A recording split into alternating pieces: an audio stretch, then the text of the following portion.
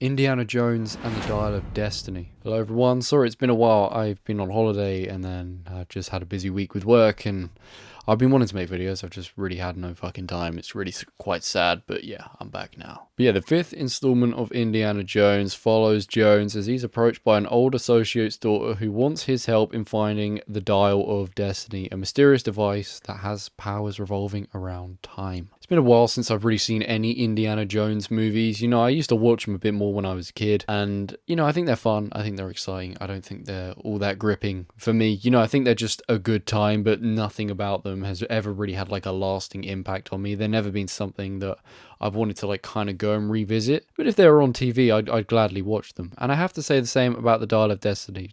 Disregarding the particular artifact that Jones is chasing and kind of the plot as a whole, this movie is fun. This movie is exciting, and I had a good time with it because it has really good action sequences and some pretty extravagant characters and typically cool villains. Mads Mikkelsen plays the lead villain. He is a Nazi who also wants to attain the dial so he can potentially alter the outcome of the war and affect history. You heard that right. Now, this film isn't set during World War II, but it does have a flashback sequence that involves obviously going back with a young Indy, and this is a really fun, exciting sequence that is effective because they use it in order to set up what this movie is about, and, you know, the characters chasing this particular artifact. You know, we get this old sequence that involves the artifact, and then we get the current time with, you know, an older Indiana Jones going after it again. The de-aging CG thing that they do in these movies whenever they de-age someone was pretty good here. You know, when you're watching it, obviously, you know, it's been de-aged, so you're really looking at it to try and spot, you know, how good it is.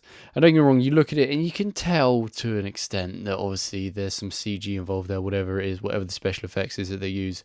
But it still looks really good. It still looks very solid. And I was saying to Joe, who I went to see it with, I bet if you weren't looking out for it, you probably wouldn't notice it. But it's because you're looking out for it, you do notice it. But it did look pretty clean. This was a particularly fun segment, and there were lots of fun segments in this film with some pretty fun characters. I didn't find Indiana Jones' like sidekicks particularly exciting or interesting in this movie, especially when compared to like who he's tagged along with in prior movies.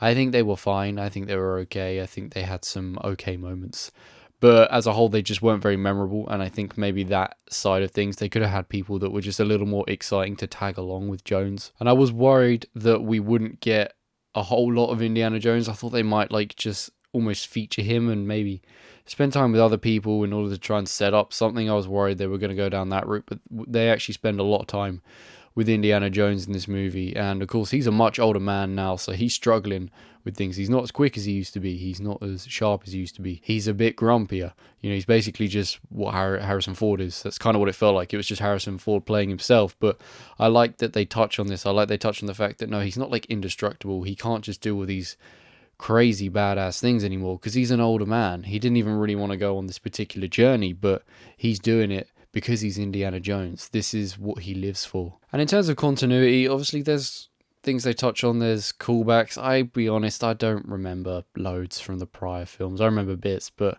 so there may have been callbacks that I missed. Obviously they kind of touch on things to do with Kingdom and the Crystal Skull with like his son, who was of course played by Shia LaBeouf, and then like his wife and stuff. So, you know, they kind of touch on stuff just, I think, to almost put it to bed, because I think if they hadn't, this film could have really felt like a completely unrelated, separate story, just like another adventure rather than a continuation. So they kind of touched on things and they felt a little bit just sort of, yeah, let's shoehorn that in to close the previous chapter, which is fair enough. You got to do what you got to do, but, you know, it doesn't really add anything. It doesn't take away anything. It's just there. Now, the plot is really Indy and his associates trying to find the dial before Mads and his Nazi friends do. So it's not super enthralling, but there's just fun sequences to move us along with this story. But as we learn more about the dial and its capabilities, it soon becomes clear what we're dealing with. And what we're dealing with is something very wild and very wacky. Indiana Jones is one of those things where you actually kind of forget you're watching a film that is going to have something a little bit crazy